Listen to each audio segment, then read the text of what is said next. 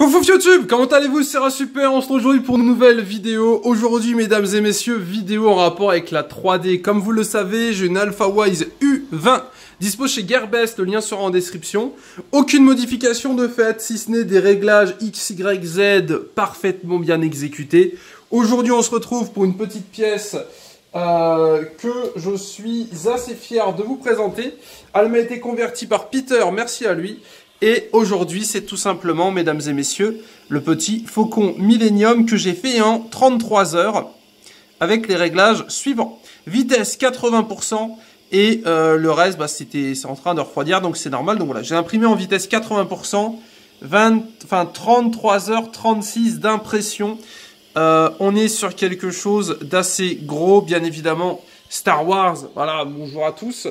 À noter que ça a été du coup assez long, hein, bien évidemment, mais ça a été surtout assez compliqué dans le fait, du fait que où c'est qu'elle est? Elle est là.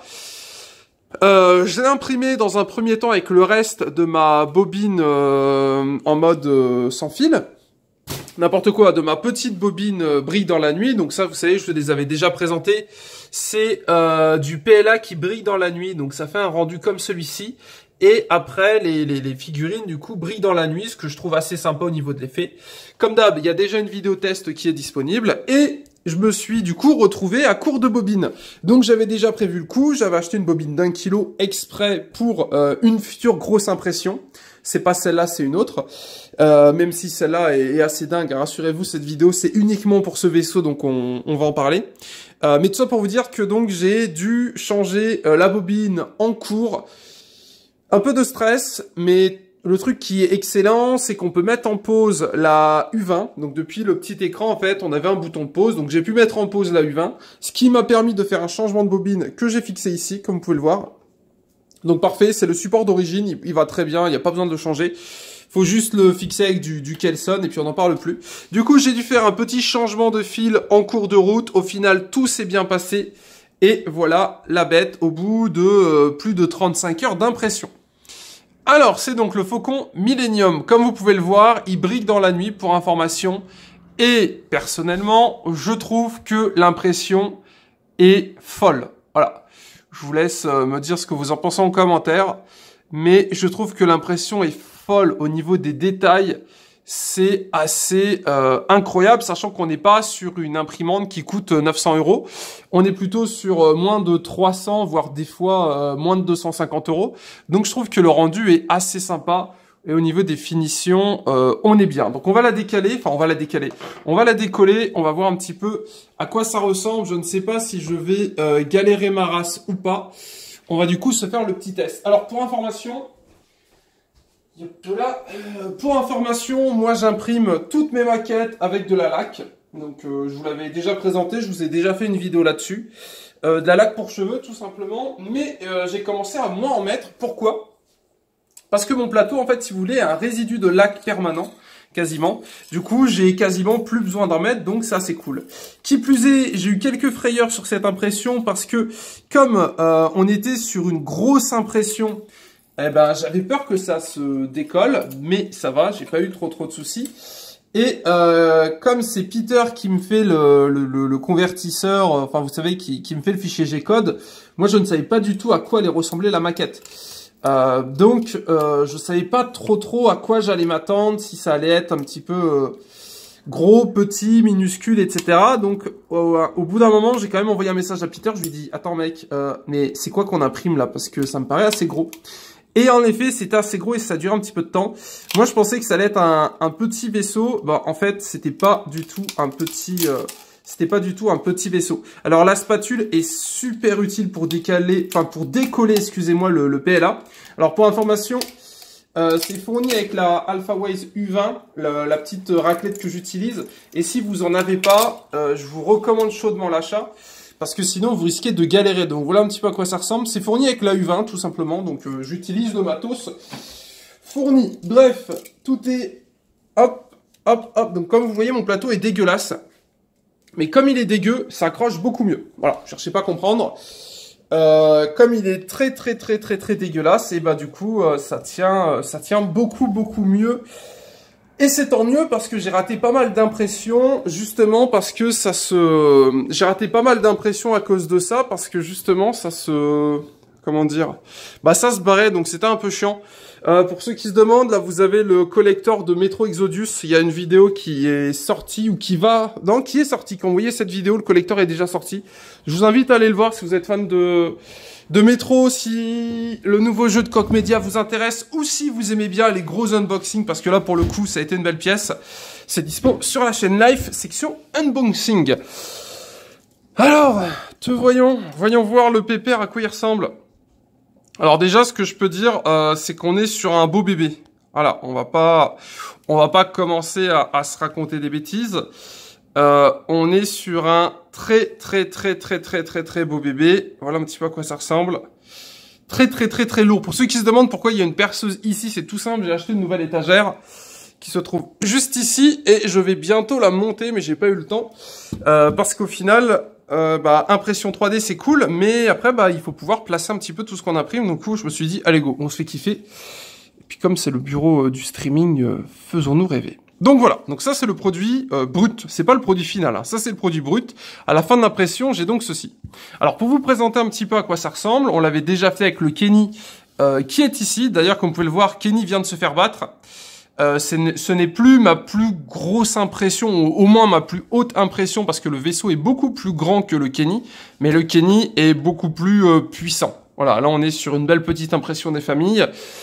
Là on est sur quelque chose d'assez grand, donc je pense que ça m'a permis de voir un petit peu la taille maxi que je pouvais faire, je pense. Je sais pas si je peux imprimer plus grand que ça, mais on est déjà sur quelque chose d'assez volumineux. Du coup, nous avons le vaisseau qui est dans une sorte de protection, si vous voulez. C'est pas une protection, en fait, c'est des supports.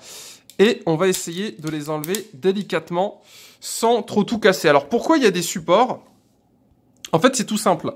Faut vous dire que, par exemple, pour imprimer là, la base en dessous, il fallait bien un petit support. Et du coup, c'est pour ça qu'il y a des supports qui sont mis. Oula, alors attendez. On va faire ça délicatement. Parce que là, j'allais enlever un bout du vaisseau, je crois. Attendez, on va faire ça délicatement. Messieurs, dames, je vous mets de côté. Alors, je sais pas s'il y a des techniques ou pas, comme ça, pour enlever.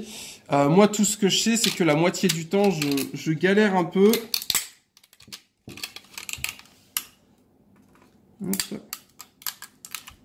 Voilà. Moi, tout ce que je sais, c'est que la plupart du temps, je galère. Donc voilà un petit peu à quoi ça ressemble. Ça ne sert à rien. En fait, c'est du plastique qui a été imprimé, entre guillemets, pour rien. C'est du plastique support. Ça permet tout simplement d'avoir un beau petit vaisseau spatial. Alors, est-ce que c'est du support, ça? Ouais, ok, c'est du support. Donc on va également le retirer. Merde, vous voyez pas ce que je fais. Voilà, on va également le retirer. Alors, je ne sais pas comment font les autres. Écoutez, moi, j'ai décidé que on allait apprendre au fur et à mesure, quitte à faire quelques erreurs. Ok, voilà,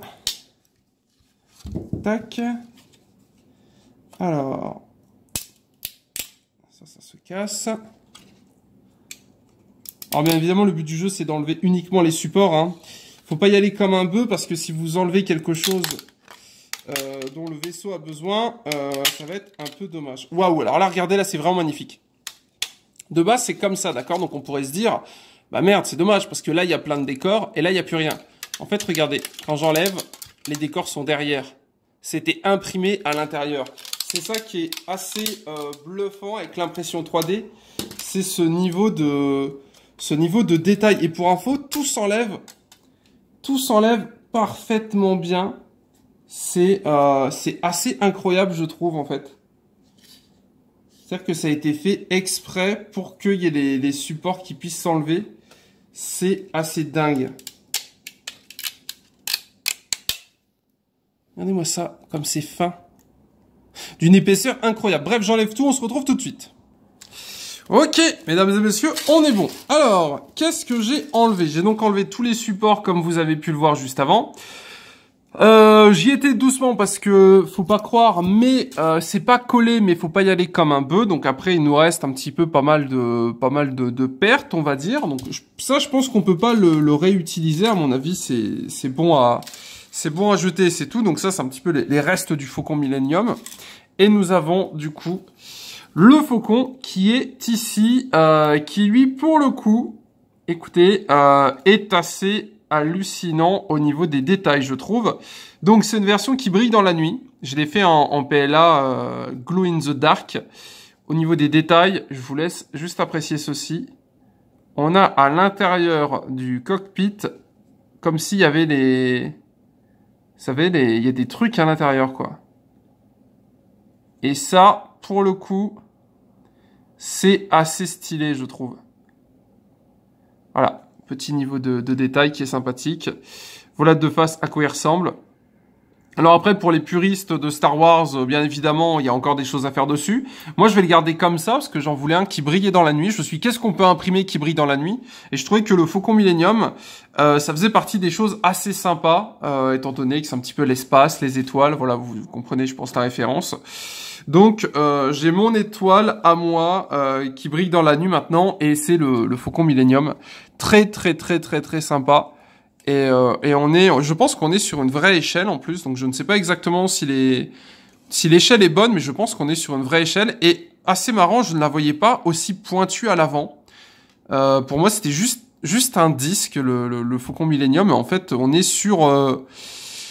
sur quelque chose d'assez gros avec du coup les petites mitrailleuses au-dessus et en dessous. Après Star Wars, je suis pas un fan incroyable, j'aime bien, hein, mais de là à vous dire plein de détails, je ne sais pas, vous mettrez en commentaire pour ceux qui veulent.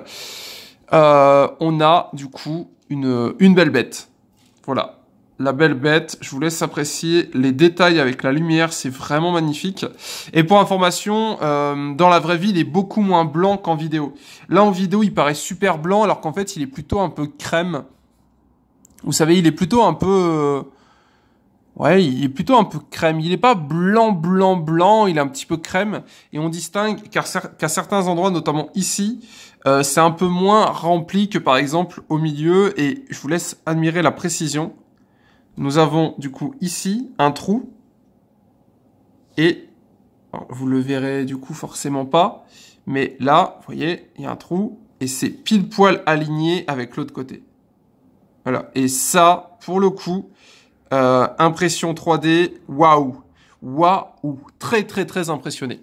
Bref, on se laisse là-dessus pour cette vidéo, j'espère que ça vous a plu. Comme d'habitude, dès que j'imprime des trucs un petit peu cool, je vous les présente en vidéo. Donc là, c'était le petit Faucon Millenium, mesdames et messieurs, de Star Wars, bien évidemment.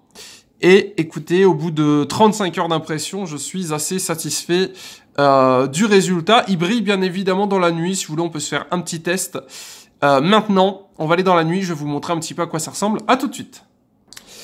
Alors, je le chauffe un petit peu, je le mets pas longtemps, je suis désolé, je vais pas attendre 2 heures, mais je l'ai chauffé quelques secondes, normalement, ça devrait suffire à avoir un petit résultat. On va dans la nuit et on va voir ce que ça donne. Mesdames et messieurs, je vous présente le Faucon Millenium. Voilà, alors désolé pour le flash, vous savez, c'est parce qu'il y a le flash, du coup, ça dénature un petit peu forcément. Ah voilà, là on est bon là. Attendez. Voilà. Non, c'est pas... Attends, c'est quoi déjà je sais plus. Enfin bref, vous avez qu'à imaginer l'hymne de Star Wars. Et voilà un petit peu à quoi ça ressemble. Donc, petit vaisseau on the night, mesdames et messieurs. Et personnellement, je trouve que c'est assez sympa. Alors, bon, comme vous devez vous en douter, j'essaye de masquer le flash comme je peux. Mais voilà un petit peu l'idée. Bref. Oula, on se laisse là-dessus, c'était un super. Bisous, tchou tchou. Et pensez à liker la vidéo.